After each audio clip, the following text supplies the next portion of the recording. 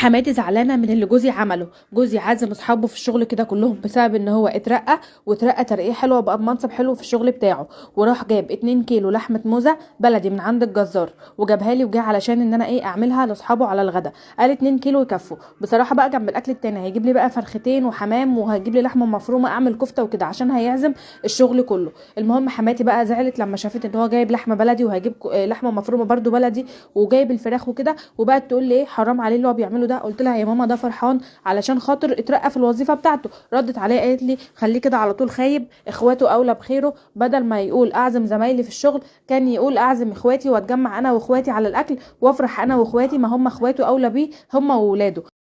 حماتي زعلانه من اللي جوزي عمله. جوزي عازم اصحابه في الشغل كده كلهم بسبب ان هو اترقى واترقى ترقيه حلوه وبقى بمنصب حلو في الشغل بتاعه، وراح جاب 2 كيلو لحمه موزه بلدي من عند الجزار وجابها لي وجه علشان ان انا اعملها